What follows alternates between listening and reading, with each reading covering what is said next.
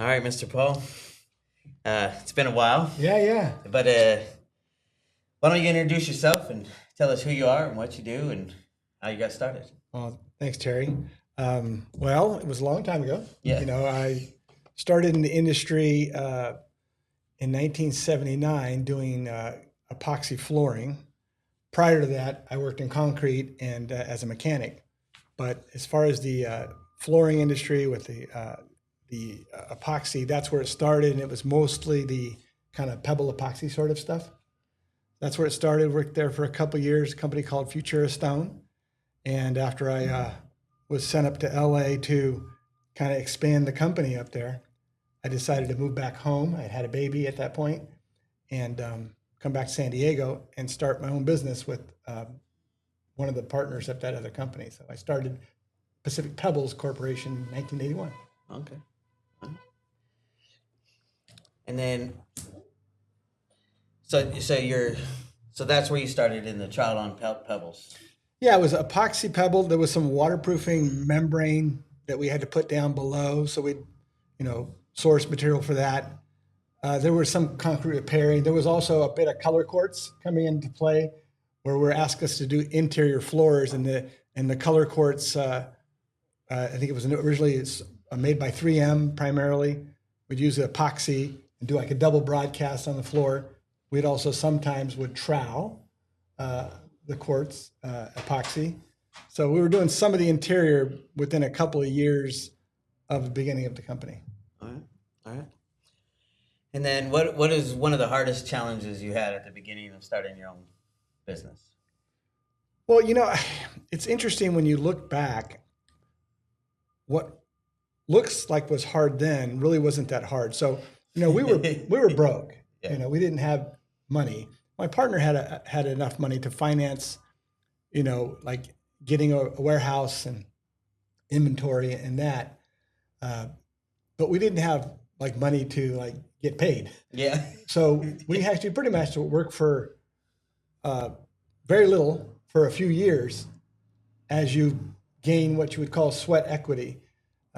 It didn't seem that tough to me because I came from a place where it didn't have a lot. Yeah. So I wasn't like, oh, dang, we don't have, I was eating, put gas in the car and trucks, could buy materials and conduct business, but there was no extra. Yeah. So it was tight. Yeah, I was the same way. Yeah. So tell us what you do now. What is it that you do now at Westcoat and what other companies do you have? Yeah, so from 1981 to here we are at 2025, a lot has occurred. And while I've been in the same industry evolving and somewhat in the same leadership position, it's changed a lot from being involved in installation every day in the field, grinding, chipping, troweling, mixing, dealing with customers and contractors and general contractors, property managers, and that I evolved at least into more of the sales and management realm within the contracting company. As I did that, I also noticed some need for modifying products, and I started sort of getting other chemical manufacturers to make product for us that I would adopt into some systems. All the while, I didn't realize that I was ultimately going to develop a system and have a separate company that manufactured. It was basically creating material systems and solutions for concrete with epoxy, maybe acrylic cement, some urethanes that were being used in-house in our contracting group. As time went on, we saw that other people would want to buy our materials. And so we started looking at, hey, is this going to be something that we could package and sell? And we started working on different plans to do that. So we got our material in the marketplace and subsequently separated the contracting group and the manufacturing group in 2007. And the 2007 was when Westcoat was actually born. Okay. Yeah. So we separated the two groups, and my role was, again, technical, sales leadership, sort of general management, if you will. I mean, I was an owner, but I mean, looked at myself more Yeah. in the business. I wasn't working on the business. I was Yeah. in it. You were in the trenches. In the trenches. So yeah, I mean, it was a slow evolution, but we got to the point where we started developing products and getting them into marketplace of industrial flooring as well as waterproofing. Today, my role is essentially, a little bit more of, I'm in the product development still. I think I showed you some stuff earlier that I'm playing with some resins and how I care about the products. And then also, I have to obviously deal with the financial part. If you think about contracting companies, a lot of guys are good tradesmen, but not very good businessmen. And, subsequently they don't make it. They're by hook or by crook, they're living on borrowed time and somebody else's money. So anyway, I learned a bit about, finance through trial and error. And so now, I mean, I'm sort of, oversee the finance, of course, and make sure we don't, big mistakes. And I think we've done pretty well. Yeah. And just kind of provide vision. I think my role has really evolved to more of a leadership and visionary. I've never considered myself that. I'm saying it out loud, and it actually sounds kind of funny. Yeah, it's cool. I still consider myself a tradesman, but do enjoy the all facets of the company. I like marketing. I like the taking pictures of some of the brochures. Got my pictures. I get excited about that. So what do? I dabble in a lot of it, but I try to stay out of the way and let my team take over. I've been working diligently to build leadership team, sales director, marketing director, production managers, financial leadership, so that I can continue to pull back. Yeah. So it's going pretty well. All right.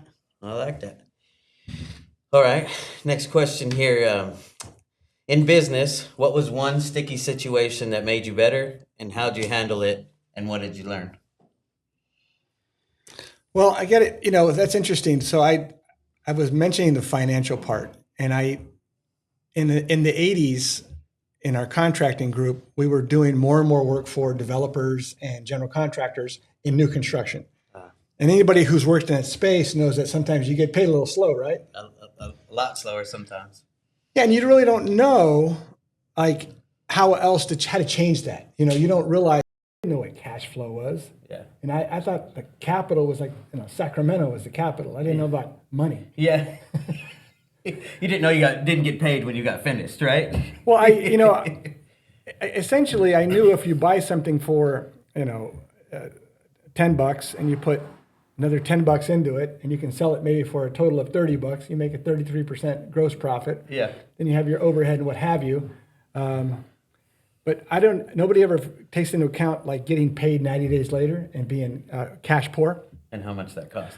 So yeah, during the 80s, there was a point, I think it was 86 or 87, that we were really tight on cash to the point where I believe it was the IRS, not the IRS.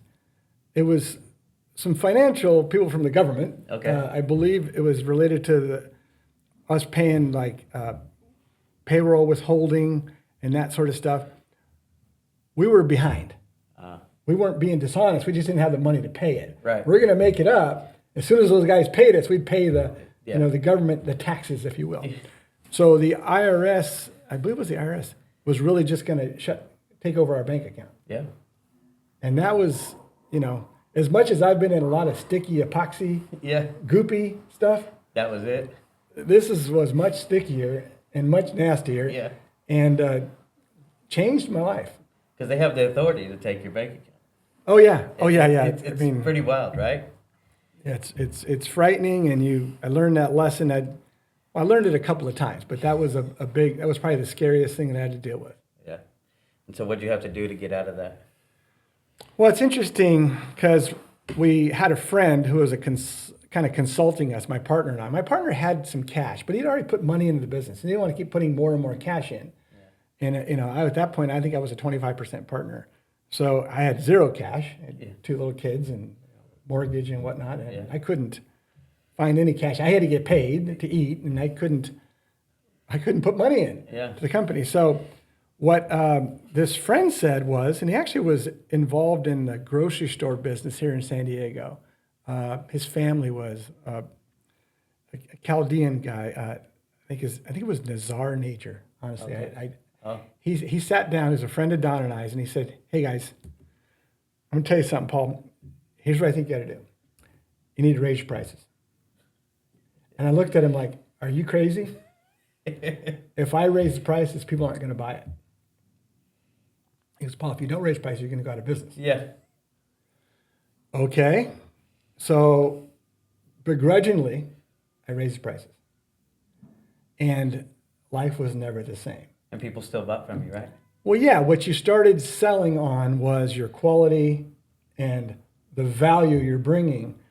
And there was a time when we'd compete against some guys that didn't do good work, weren't reliable, and they wanted us to match their price.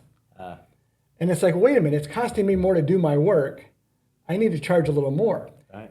And every time I compared to my customer, compared to the customer, I said, I can be, 5%, I can match their price or 5% higher or lower. I could usually get the deal, right? Yeah. What I found was that didn't separate me from the competition. Mm-hmm. So what I said was, we're going to charge, 20% more. Yeah.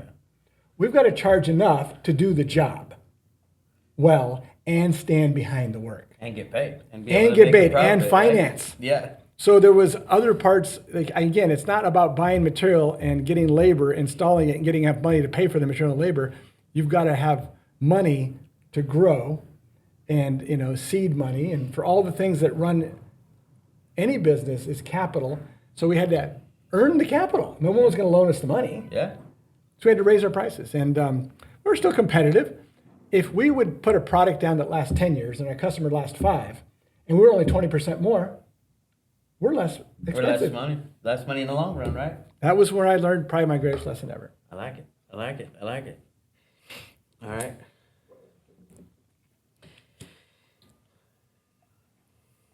How do you find new personnel for your installation company or the manufacturing?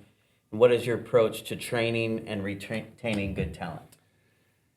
Yeah, so I might have shared, but I was in contracting for 42 years, and 3 years ago sold the company to the employees.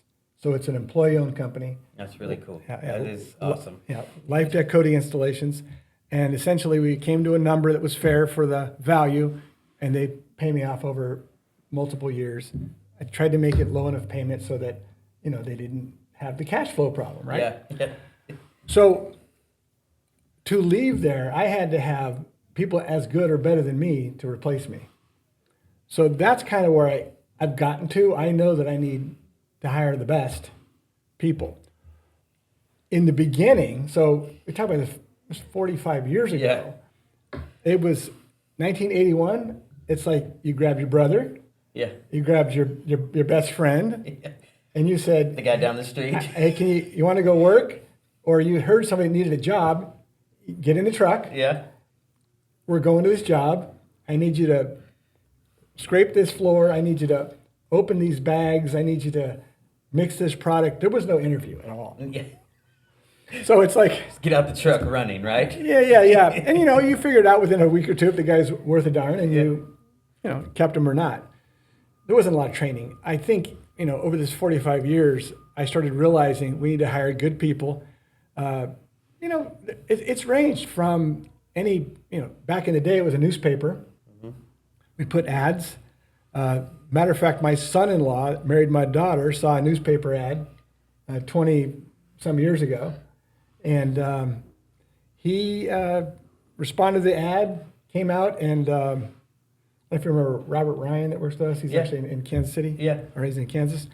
He interviewed him, hired him, and he works there for 10 years, ends up marrying my daughter. Yeah. So you can find people in a lot of different places.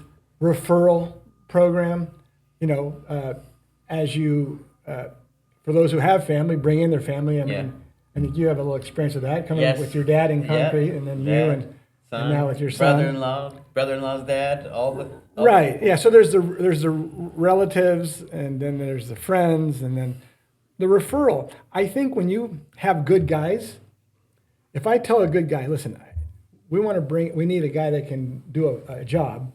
Do you know anybody? They actually pre-screen him for you. Yeah. They don't want to work with a lame guy, a right? lame or a problem maker. No. We're a little bit more sophisticated now with the digital age. We have a little more of a process from how we hire a technical director or a salesperson or a financial person to someone who's working in the factory. A little bit different process, but we have a number of people who would run it, would get the job done using all of the tools necessary.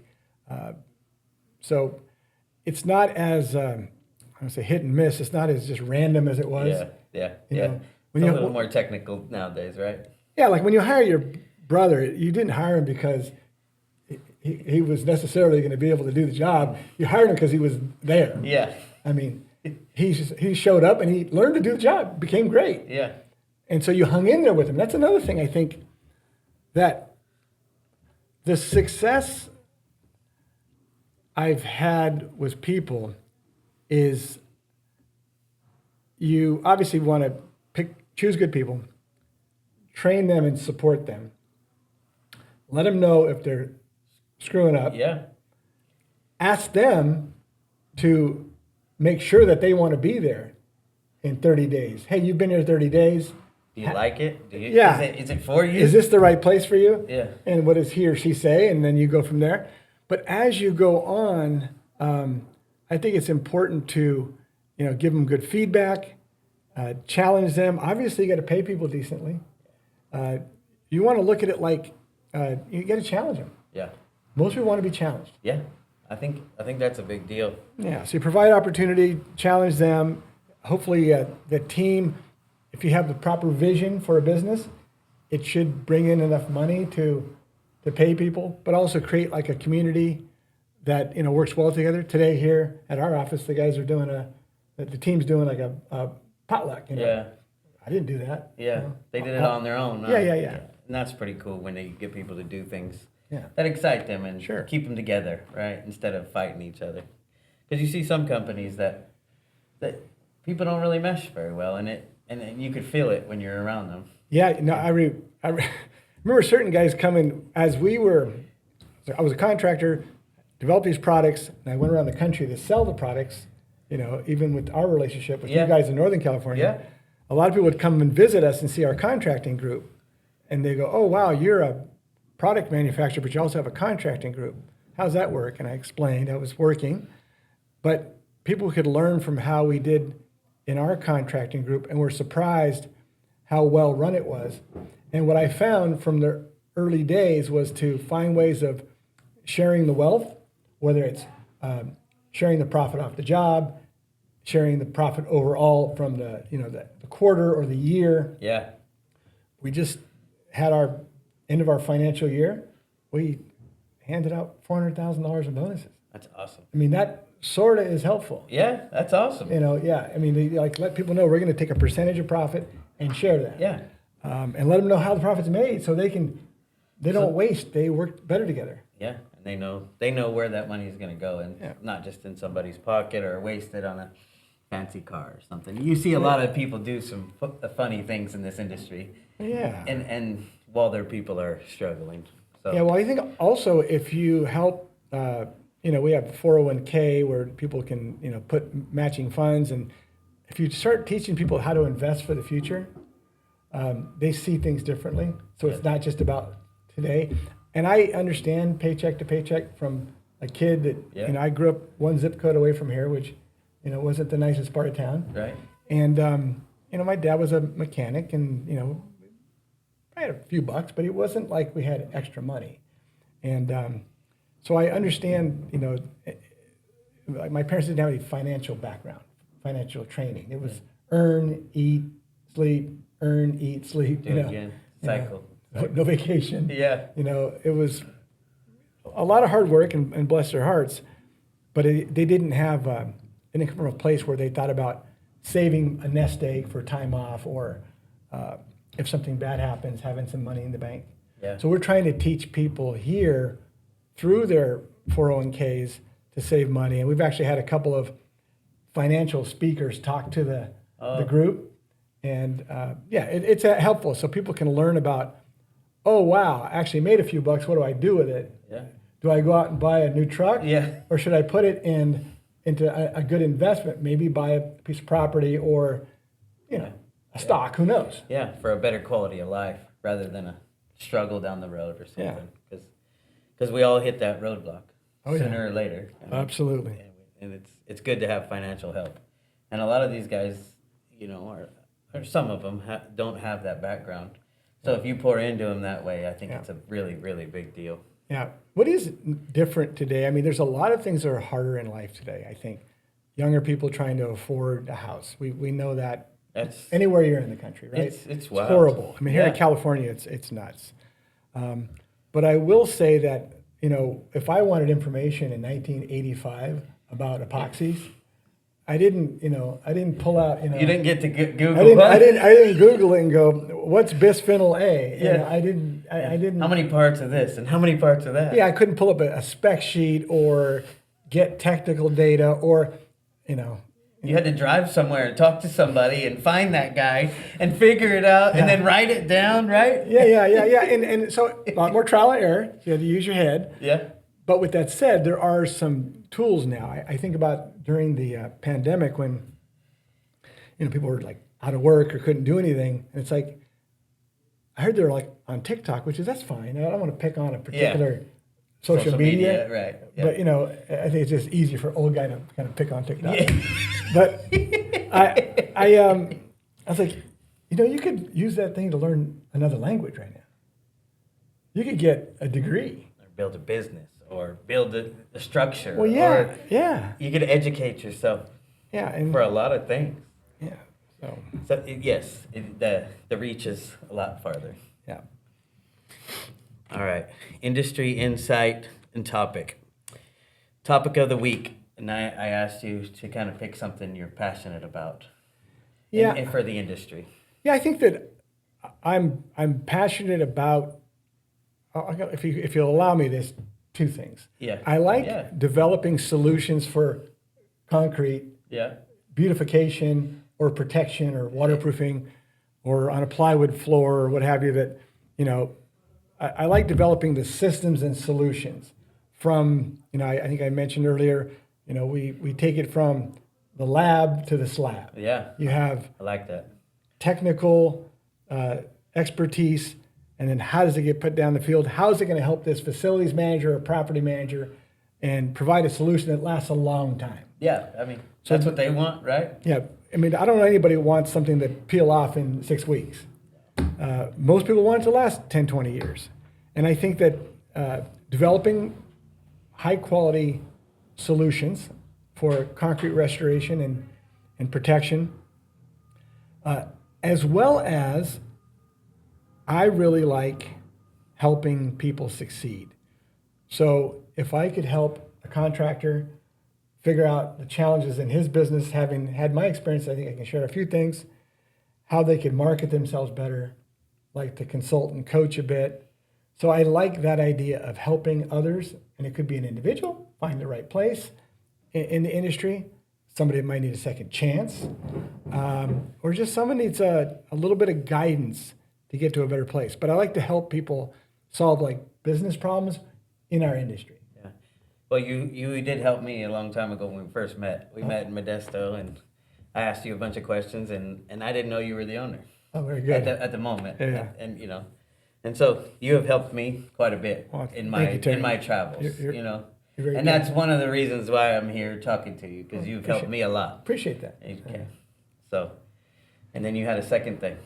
Yeah, well, I think I guess I sort of parlayed that already, but Okay. it's really to coach and support others and also help people. I mean, I know you mentioned a little bit about a program of sometimes folks who fallen on a hard time or need a second chance. Yeah. I mean, I grew up if I learned anything from my mom, it's like there's going to be forgiveness and, redemption if we, and give us people another chance and try to help those who've fallen down. Obviously, some people aren't going to help themselves. Some people aren't going to get up. Yeah, but if, I can't tell you the number of guys that maybe worked for my company in the past in installation and or manufacturing that actually went on to another place. It could have been in the tech world. It could have been in real estate. It could have been, teaching. Mm-hmm. And for them to come back and say, hey, you helped me see some things and help me get to a better place in my life. Yeah, and that's pretty gratifying, right? Yeah. And it's good for them. If you can push someone to a better place, then that's a good place to be in, to be able to help somebody, and it's appreciated, and I think that brings us to our next question or comment. So we're planning on doing a nonprofit organization. Sure. To do a training facility for guys out of prison, drug addicts out of rehab, and the veterans that out of their rehabilitation place. Do you see a need for something like that in our industry? Do you think that would be a help, or do you have any ideas or comments for that? Yeah, so training wise, I think, that's very, very important. It's along the lines of what I would suggest is education is probably the most important part about this industry, and so people understand some of the nuance. Yeah. Most people don't understand what we do to concrete, right? Yeah. With that said, we've been training people at product demonstrations. We created a special room here just for training and teaching.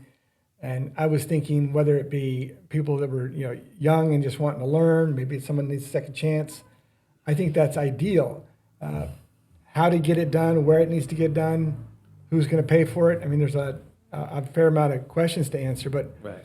I do think that society needs it, and there's enough people that will support it if you get to the right people who appreciate the trades. And obviously, if it's focused on someone getting a second chance, just that space there's a lot of people that want to help those folks. Yeah. Obviously, they got to want to help themselves. Correct. Right. You know. There's a first step that has to happen. Right. They've got to, whether it's they're going to find a way to be sober, or they're choosing a better life, and they've, maybe at least passed a couple tests in terms of, have a barrier of entry for the first step, right? Yeah, I think that educating people like that, I think having a facility, I don't know, you're maybe suggesting in Oklahoma? Yeah, Oklahoma City, having a facility. Well, heck, it's in the middle of the country. That's not all bad. Yeah. I don't know, like, if your draw would get people from Texas and surrounding states. Obviously, if it's too far, the expense might be an issue. Right. But I would think that if you did one successfully there, and then maybe have some West satellite, a west and east to south to north. Yeah. Others have done it. I think there's been with the profit motive, and I think charging people for education. No. There's nothing wrong with it, but Right. I haven't seen it really work. I've seen some of the schools be successful here and there. I do think the conversation in America has evolved from, obviously, everybody's got to go to college Yes. to get a good job. And I'm not saying that's not bad. I mean, I encourage my kids to go to college. And Yeah. that's great. Go to college. If it's for you, it's for you. If Absolutely. it's not for you, then no need to waste. But what I fear, and this is regardless of who is getting trained, Yeah. is that you look at these buildings that were built over the last 100 years, even 50 years or 20 years. They're all getting old. Yeah. We're not training people to fix them. Nope. You see the streets, underground work. Sometimes you see them, the guys are trenching out and putting new pipes. Yeah. And they're 50 years old and they're falling apart. That's happening everywhere in the country. With our space, if you will, being floors and waterproofing, here in California, there's been an awakening with respect to multifamily apartment and condo restoration. And, it's one thing to waterproof a deck brand new and kind of put these apartments together in condos. when they sit out in the weather for 20, 30 years, 40 years, water gets into places, gets rotted. There's beams and foundational issues that need to be reconstructed. Somebody's got to understand the forensics and the logistics and how to articulate and help people solve those problems. So it's a real big deal here because of the requirement for inspections on. To give them the pass for people to live in there, There's right? 2 inspection requirements here for apartments and condos that we can't catch up with all the work. There's also the challenge of, people being able to afford the work to get done. But with that said, even with the money, there's a shortage of people who know how to solve those problems. If you look at a juxtaposition, and I'm not in the medical world, but they talk about all those boomers getting older, and people's like, let's invest in healthcare, let's invest in doctors and nurses to take care of the old folks. It's a growing business, if you will. Well, that's all fine and dandy. Ultimately, kind of harshly, the old guys are going to die. These buildings won't die. No, they're still going to be there. They're still going to be there. They're still going to be there. And so people need to repair them, and they got to have folks to do that. Yeah, and then somebody repair them poorly, and then they spend all this money, and then they got to get them done again. So we need to train guys, if they looked at it maybe in a holistic sense. They go through rehab, let's say. Yeah. They find a new way, and they go learn how to fix buildings and help solve problems with people. They're going to feel good about themselves. It's almost like a type and a shadow of rehab and rehab. Absolutely. Right? Like you're rehabbing the decks as well as yourself, right? Well, think about how, our culture, our country, you can say, we got to a point where we'll buy something, we don't like it, we throw it in the trash, and it goes in the dumpster, and it goes in the landfill. Yeah. And not to get super earthy about it, but that's kind of idiotic. It's a waste. In the old days, we'd buy a car. If it broke, we'd pull the heads off or pull the engine out and rebuild it. I don't know how the hell you'd rebuild a new hybrid car today. No, I don't know how to do And I don't know if I expect to see the cars today on the road in 50 years. I don't know. See some of these old, trucks. Yeah. Anyway, we've got to teach people to, we can't be a throwaway society forever. I think we're learning our lessons through costs right now, everything being so damn expensive. It's like, wait a minute, if you bought a good one and you fixed it and you had it be a knife or a bicycle or a t-shirt. Yeah. If it lasts a long time, you're going to save money. It goes back to what I was saying about engineering good solutions. Yeah. You save money by building quality. Spend a little bit up front, get a little bit longer on the back end. It's like on the health side, eat healthy and exercise and don't poison yourself every day. Yeah. And you might be a little less sick. Yeah. Or live a little longer. live a little Amen, longer. yeah. So, all right. Well, let's wrap it up here. Where can people find you? Any last thoughts or shout outs to people that have helped you along the way? Sure. So, well, thank you for coming and seeing us out here. It's nice to see you again. Appreciate the opportunity to do this. As far as finding me, if you go to our website, westcoat.com, you can see me on LinkedIn. It's Paul Koury, Koury. I think I'm pretty easy to find on LinkedIn. And if you wanted to send me an email, my email is paul.koury, Koury, @westcoat.com. And I say people, West Coat like a paint. Yeah. Not like the West Coast. Yes. Yeah. But yeah, those are a couple of ways to reach me. And just if you get to West Coat, they'll find me. I've had a lot of people in my life that have contributed. I start getting all choked up, start thinking back. I got you. Reminiscing a bit. Obviously, your parents gave you a shot in this world. Yeah. Older brothers and sisters that. My brother got me in the concrete industry. My dad got me into mechanicking. I worked on heavy equipment. Then my brother got me into concrete, brother George. My sister Susan actually loaned me the first $5,000 to start the business. My partner had 15, I had 5. Okay. I was 1/4 partner. So my sister Susan for sure. She got you started. Oh yeah. My brother-in-law Bob jokes about it because he goes like, I should have just kept the money in the stock. Yeah. We borrowed $5,000 from him, and I paid him off over 3 years or something. Yeah. Anyway, $5,000 was a lot of, and interest rate was high then, yeah. But It was in the fine. 70s, it was 5,000 was a lot of money, right? A lot of money. He gave me a great deal. They were very sweet and very kind. And then then the partner I started with him was Don Kramer. He has since passed, but he's the guy that really helped me in this industry get situated. And he was sort of the other side of the tracks guy, and I was the blue collar installation person that ran the crew, and he was the sales oriented person. He'd been an officer in the Army. Okay. He knew about logistics. Matter of fact, Structure, right? Yeah, he was actually in charge of some about logistics in Germany in early 60s, 20 years older than me. And can you imagine if you're 40 taking on a 20-year-old partner? Yeah, no. Yeah. Oh, you're looking at your son. That's funny. Oh, yeah, I don't want to say that's different, but it's slightly different. But I wasn't related to Don. Don took me on as a partner. My wife Barbara, she's been supportive throughout. And interestingly enough, my kids. Now that I'm getting older, I've got a couple of them that work here. They're kind of helping me, supporting me in a lot of different ways. So there's been a lot of folks that have given us breaks here and there, but those are a couple of them. So, that's cool. Well, that's cool. Well, thank you, Paul.